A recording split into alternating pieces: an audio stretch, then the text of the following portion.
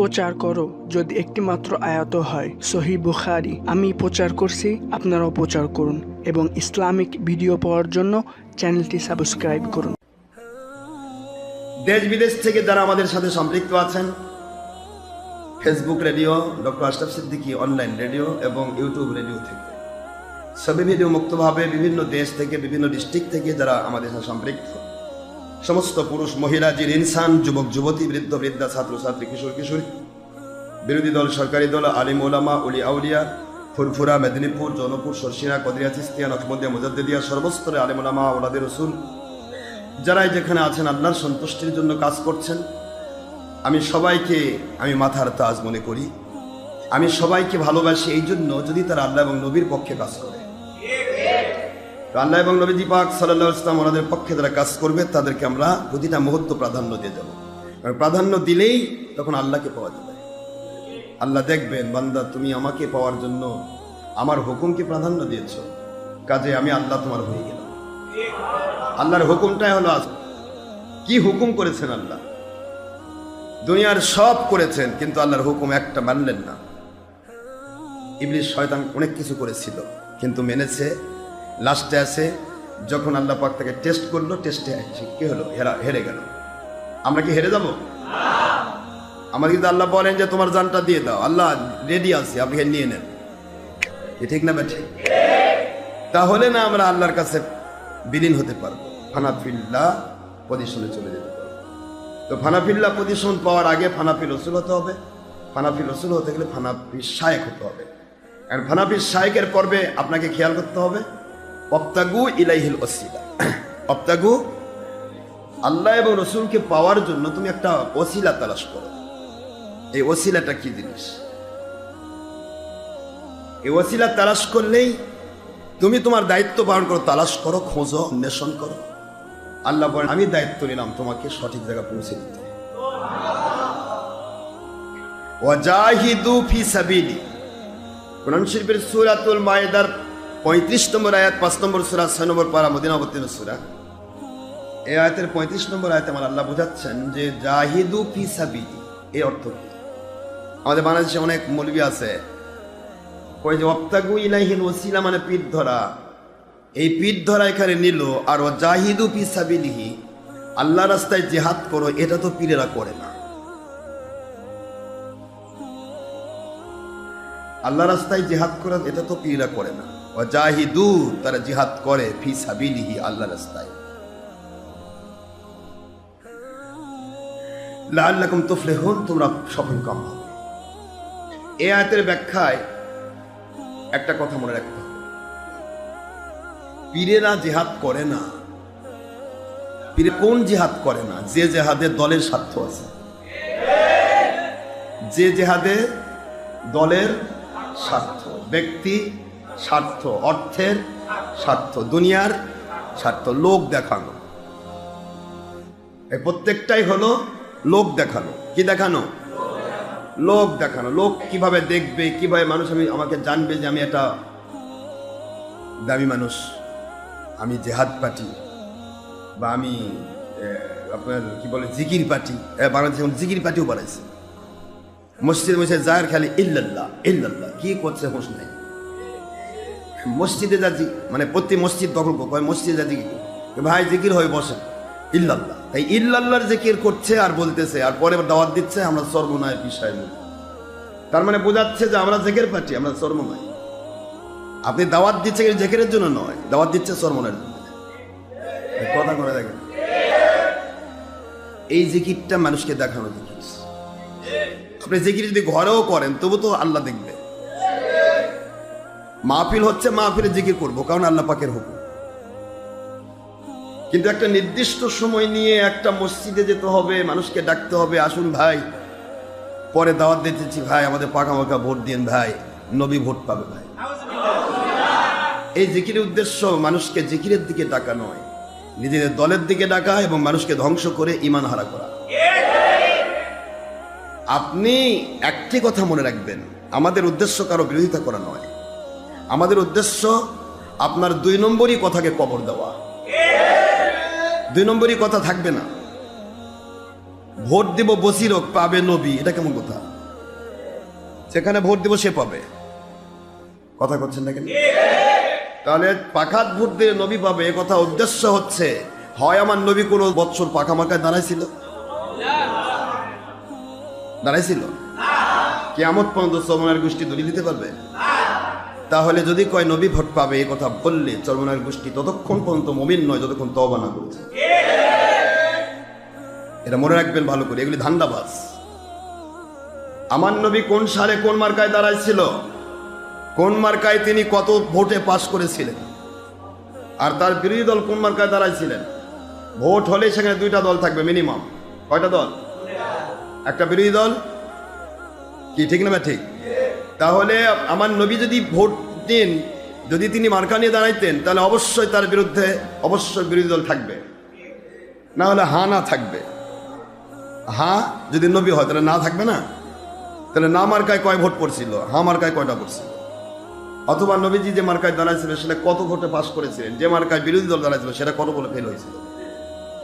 খোলাফায়ে রাশেদা 30 বছর খেলাফত কায়েম করেছেন। তাদের জিন্দেগিতে একটা জিনিস দেখাবেন আমাকে, তারা কোন ভোটে কোন মার্কায় কোন সাহাবী দাঁড়াইছিল। আবু বকর কোন মার্কায়, ওমর কোন মার্কায়, ওসমান কোন মার্কায়। কথা করছেন না কেন? তাহলে আপনি কোথার থেকে কোথায় নিয়ে আসতেছেন? ডেমোক্রেসি যে government for the people, by the people, of the people, it's democracy. It's definition of Abraham Lincoln, Mr. Christian from his father and he is an exceptional Yehudi from his mother.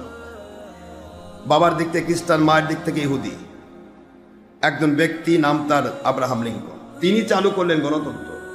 আর তুমি করছো vote যদি দেই বাকাত পাবে নবী, তাহলে নবীর গণতন্ত্র করছে। তাহলে তোমার মতো ধান্দাবাজ পীর বা পীরের মুরিদ এখনো তওবা করে খেলাফতের পক্ষে আসো, তাহলে মুসলমান দাবি করা সম্ভব নয়। মুসলিম দাবি করা কঠিন, মুসলমান দাবি করতে পারবে না। আমার নবীর উপর একটা মিথ্যে কথা বললে সে ব্যক্তির সঙ্গে কাফের হয়। বুখারী 39 অনুচ্ছেদের 109 নম্বর হাদিস, হুজুর বলেছেন, আন আবি হুরায়রা রাদিয়াল্লাহু তাআলা আন ক্বালা ক্বালা রাসূলুল্লাহ সাল্লাল্লাহু আলাইহি ওয়াসাল্লাম বাল্লিগু আন্নী ওয়ালাউ আয়া ওয়া মান কাযাবা আলাইয়া মুতাআম্মিদান ফালইয়াতাবাওয়াউ মাকআদাহু মিনান নার।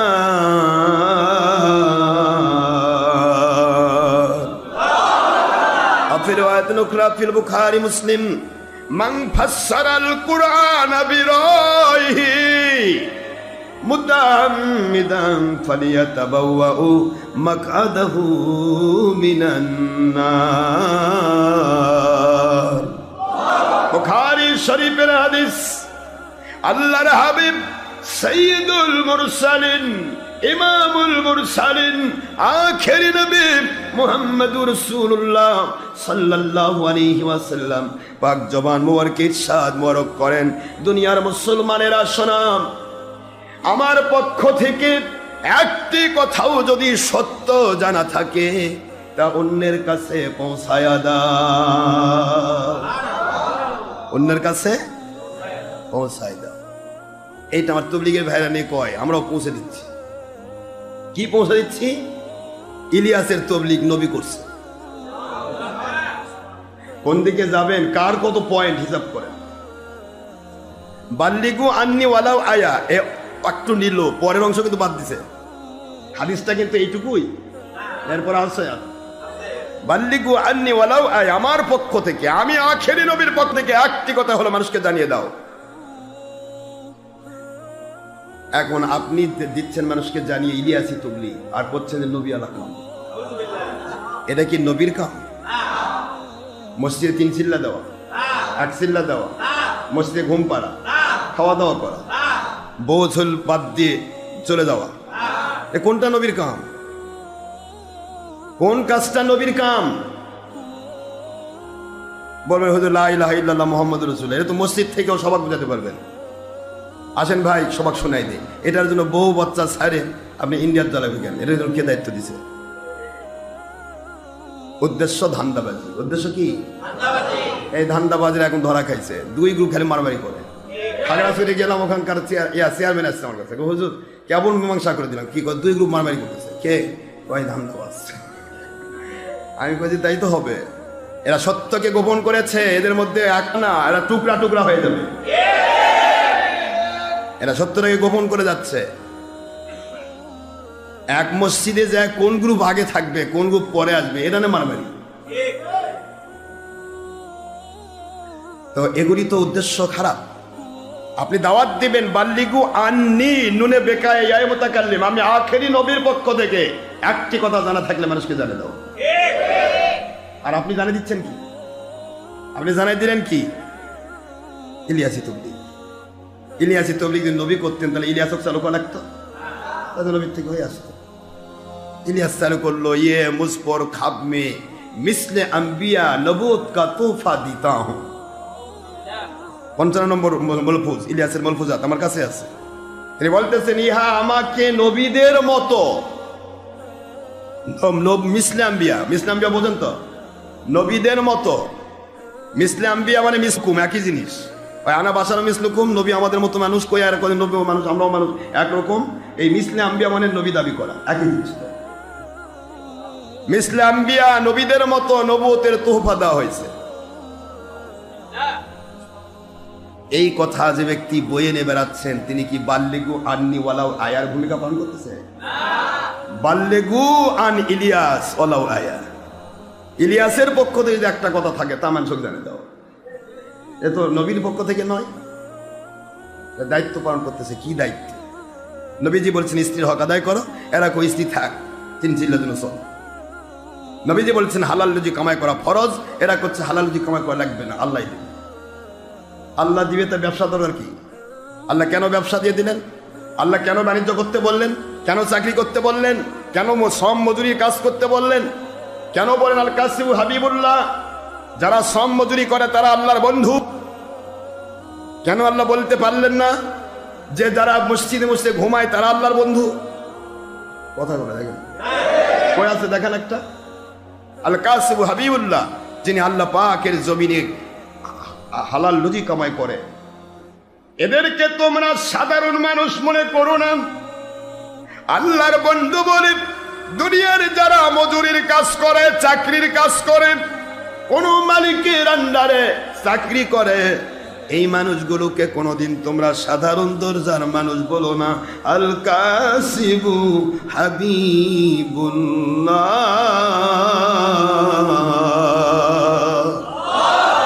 এই মানুষগুলিকে তোমরা সাধারণ দরজার মানুষ মনে করো না। এরা যদি আল্লাহর হুকুম মানে, নবীজির সুন্নাহ মোতাবেক চলে, এই মানুষগুলো যদি মানুষের আন্ডারে কাজ চাকরি করে, মানুষের আন্ডারে মজুরি দেয়, কৃষি কাজ ক্ষেত খামা চাকরি করে, কাজকর্ম করে, এই মজুরদেরকে সাধারণ দরজার মজুর তোমরা মনে করো না, করো না, করো না। এরা হচ্ছে আল্লাহর বন্ধু, আল কাসিবু হাবিবুল্লাহ।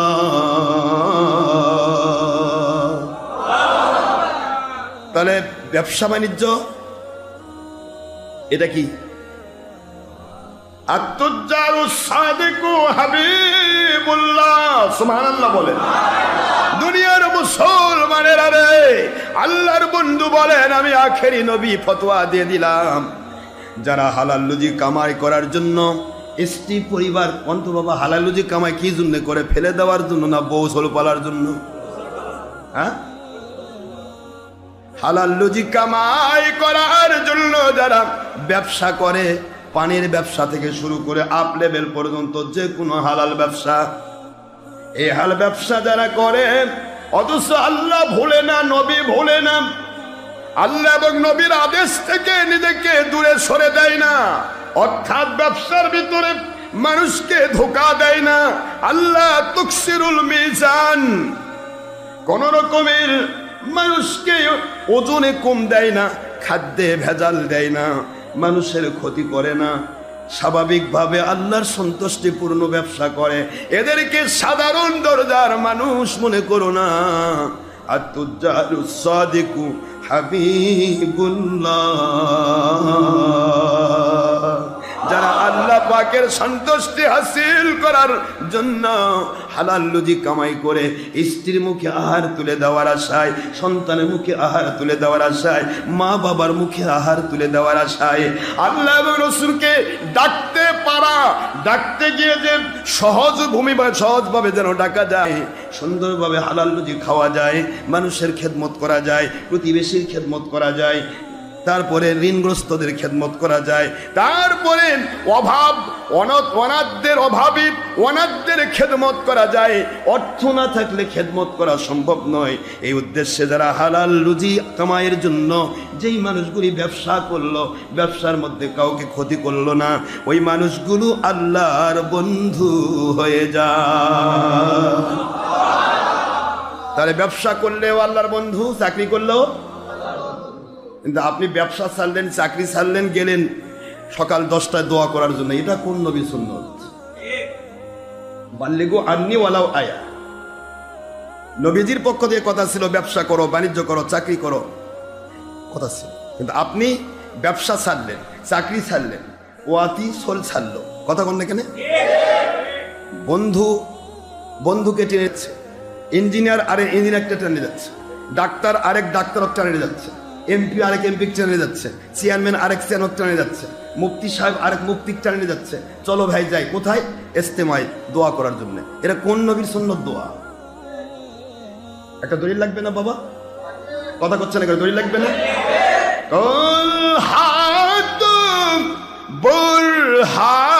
বুরহানাকুম ইন কুনতুম সাদিকিন।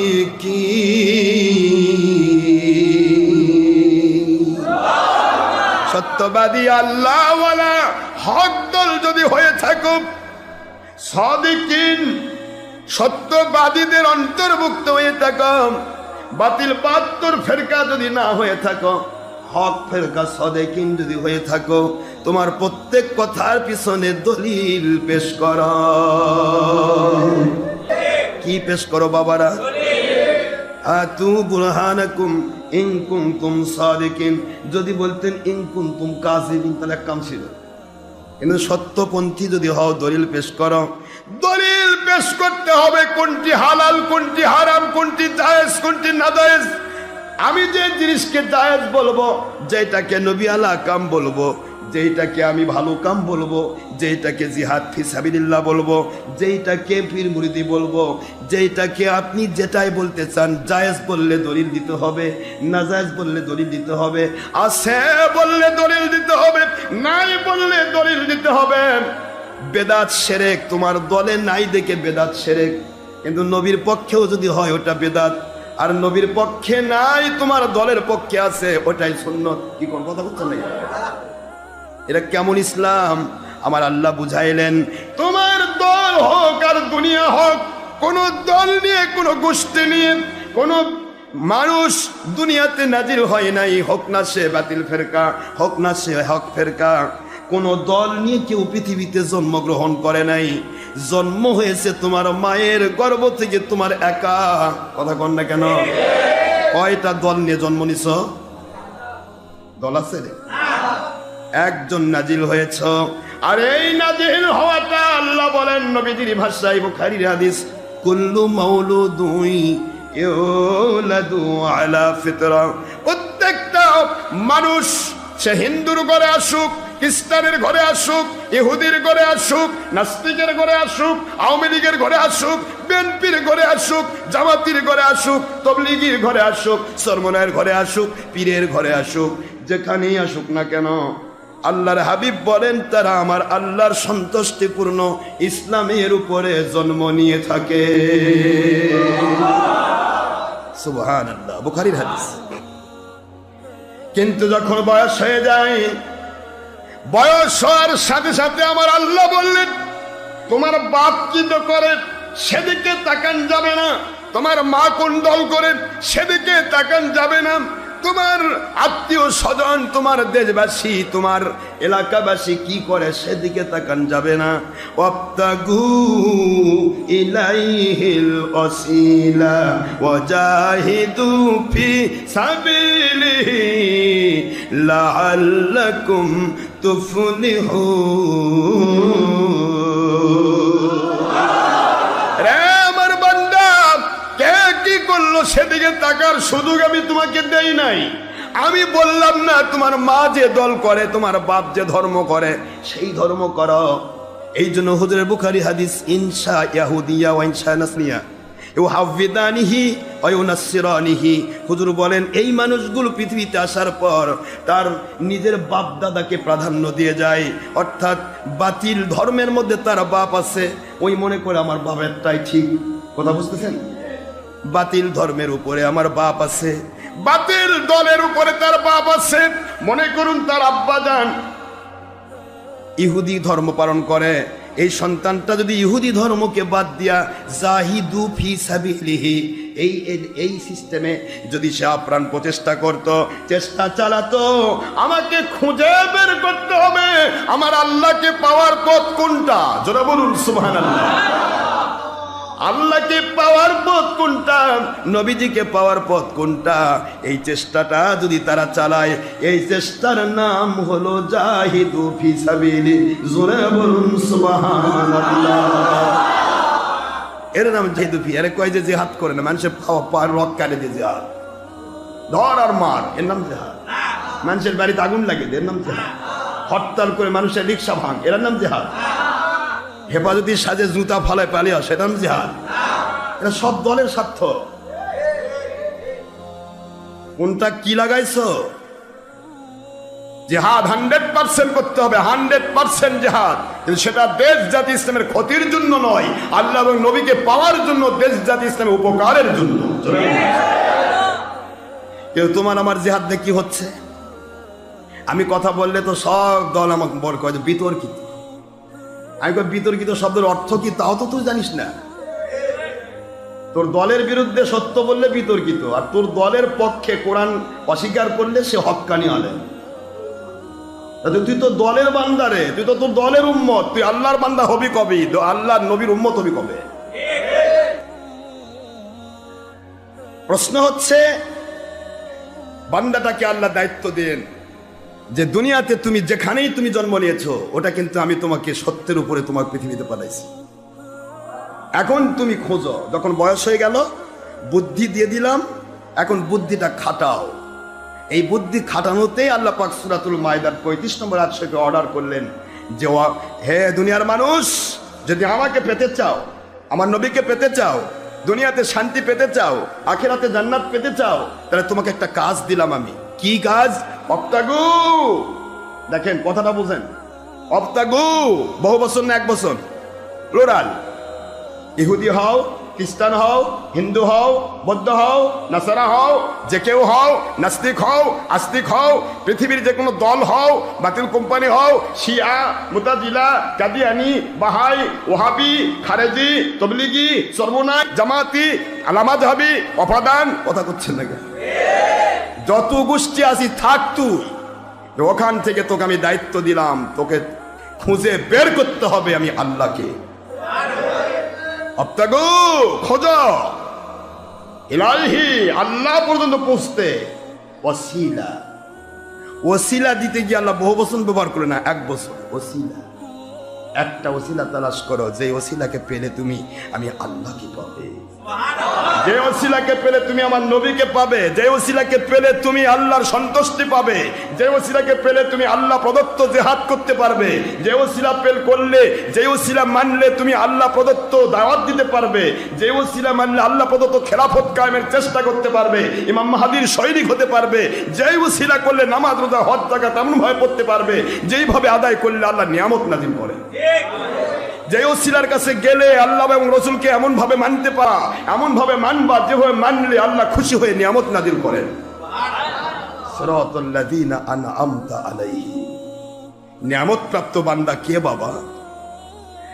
আপনি মানুষের ক্ষতি করে নিয়ামত নেবেন? কথা নিয়ামত প্রাপ্ত বান্দা কাকে করেন? আমার কথা কি বুঝতে অসুবিধা হয়? কথার কথা, বাংলাদেশ সরকারের কথা। বাংলাদেশ সরকার এক সময় বিএনপি ছিল, এখন আওয়ামী লীগ, তাই না? আচ্ছা, আওয়ামী লীগ সরকারের সময় আওয়ামী লীগ সরকার, এখন আওয়ামী লীগ যে একটা বিধান দিছে, ওই বিধানটা যদি আপনি আওয়ামী লীগের পক্ষ হয়ে যদি আপনি ব্যাখ্যা করেন, তাহলে আওয়ামী লীগ খুশি হবে না নারাজ হবে? কথা করে দেখেন। যদিও ইতিহাস বিভিন্ন দিকে উলটপালট হচ্ছে, যে যখন আসে তখন তার পক্ষে ইতিহাস বানায়, কিন্তু আমরা তো কারো ইতিহাস নিতে চাই না, আমরা আল্লাহ এবং নবীর ইতিহাস নিতে চাই। কিন্তু প্রশ্ন হলো, আমি একটা দৃষ্টান্ত দিচ্ছি, example is better than good advice.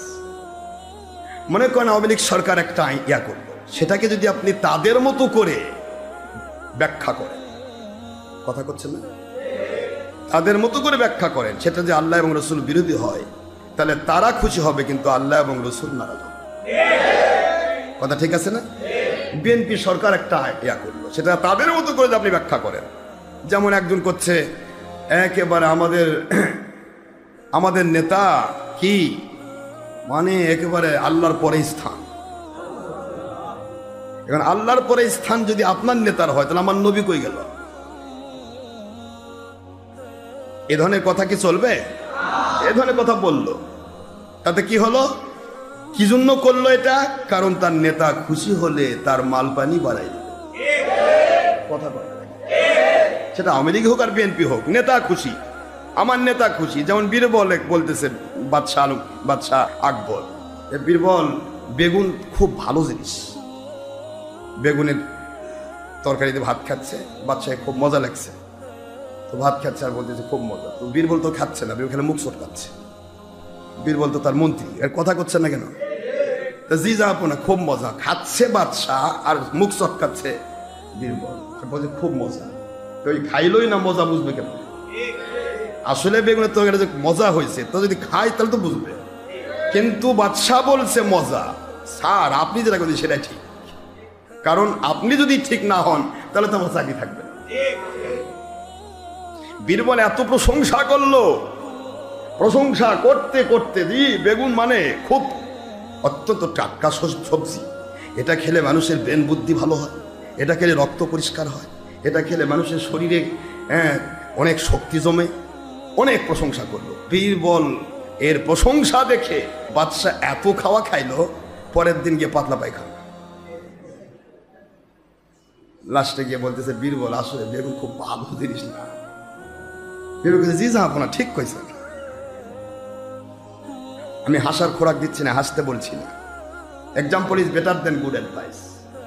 জি যা আপনি ঠিক কইছেন। কেন কয় যে আসলে বেগুন খুব খারাপ জিনিস, এটা খেলে মানুষের পাতলা পায়খানা হয়, এটা খেলে মানুষের শরীর চুলকায়, এটা মানুষ খেলে বিভিন্ন কিছু, এটা খাইলে ডিহাইড্রেশন হতে পারে।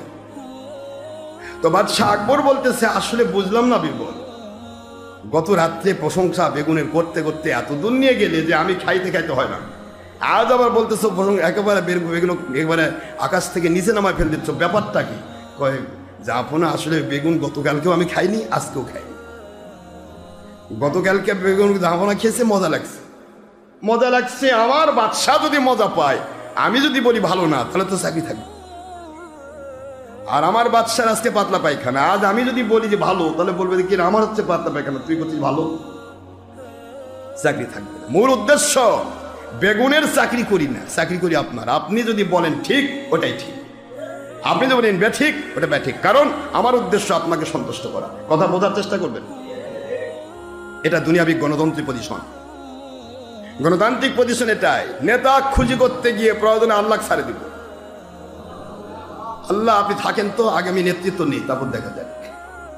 আল্লাহ কয় তুই যা নেতৃত্ব নে, তারপরে নেতৃত্ব নিয়ে 5 কোটি টাকা কামাই করবি, পরে এমন রোগ দিব তো 10 কোটিতেও ভালো হবে না। আমাকে অসন্তুষ্ট করে তুই দুনিয়ার মানুষকে সন্তুষ্ট করবি, যাদের সন্তুষ্ট করতেছিস ওদেরকে আমি একটা টিপ মারে দুনিয়া থেকে বিদায় করে দেবো। আর আমাকে সন্তুষ্ট কর, তুই জান্নাত পর্যন্ত আমি আল্লাহকে পাবি। আমি আল্লাহ সব জায়গায় আছি। বাবাজিরা মন খারাপ হচ্ছে আপনার? আল্লাহ রাব্বুল আলামিন বুঝাইলেন আল হুব্বু ফিল্লাহ ওয়াল বুগদু ফিল্লাহ। কারো সাথে যদি ভালোবাসার কানেকশন করতে চাও, তাহলে আল্লাহর হাবিবের মধ্য দিয়ে আল্লাহ হাদিসে গয়রে মাতলু ওহিয়ে গয়রে মাতলু দিলেন, বুখারীর হাদিস। তাহলে আমি আল্লাহকে ভালোবাসার কানেকশন নেওয়ার আশায় কোনো মানুষের সাথে ভালোবাসা করো, ওই মানুষটা যদি তোমাকে হেরেও ফেলে, আমি কিয়ামতে তাকে তোমার সাথে দেখা করাইয়া দেব। ক্ষমতা আল্লাহর আছে না নাই? আল মারউ মা মান আহাব্বা। দুনিয়ার কে কোথায় মরল, এই পৃথিবীর কে কোন জায়গায় কোন অবস্থায় থাকলাম, এই জিনিসটা আপনার আমার জানার বিষয় নয়। শুধুমাত্র ভালোবাসাটা হবে আল্লাহর জন্য। আমি অমুকের সাথে ভালোবাসার কানেকশন করেছি, আমি সৌদি আরবে আছি, আমি ইটালিতে আছি, আমি কানাডায় আছি, আমি আমেরিকায় আছি, বগুড়া ডক্টর আশরাফ সিদ্দিকীর ওয়াজ শুনতেছি। ও আল্লাহ, দুনিয়া পাওয়ার জন্য নয়, 10টা টাকা হাদিয়া পাওয়ার জন্য নয়, পৃথিবীতে কে খাওয়ালো কে না খাওয়ালো, কে খুশি হলো কে না খুশি হলো, এই আশায় নয়। আপনি এবং আপনার হাবিবের পক্ষে সত্য বলে বুঝতে পেরেছি, এই জিনিসটা বুঝে আপনাকে ভালোবাসার আশায় কথাগুলি শুনতেছি। আপনি পৃথিবীর যে প্রান্তেই থাকেন না কেন, এ গোলাম যদি কিয়ামতের দিন উঠে, আমার সাথে আপনার হাসর হয়ে যাবে।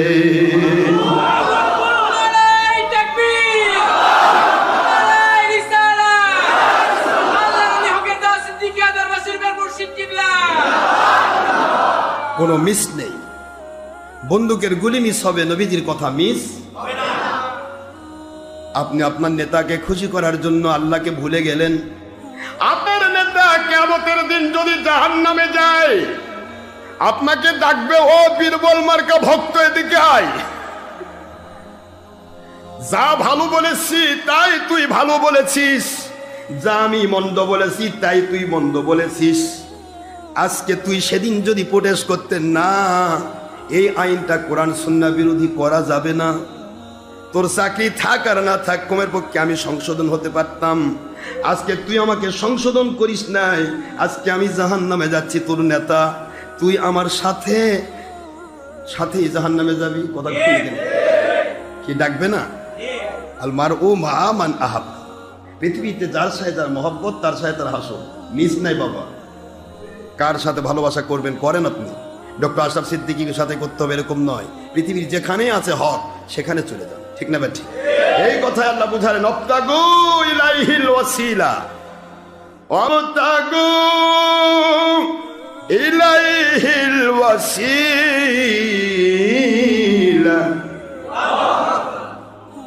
আমি আল্লাহকে পাওয়ার জন্য, আল্লাহ বলেন আমার সন্তুষ্টি হাসিল করার জন্য, আমার সত্য মত পাওয়ার জন্য ওসিলা তালাশ করা।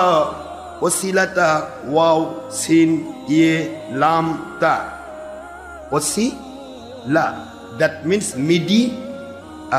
মিডিয়া, ওসিলা। আর এর বহু বচন ওসাইল, বহু বচন ওসাইল। কথাগুলি বোঝার চেষ্টা করা, সময় হয় না তো এগুলি বলার। এখন ওসিলা শব্দটা 1 বছর নিলেন আল্লাহ কেন?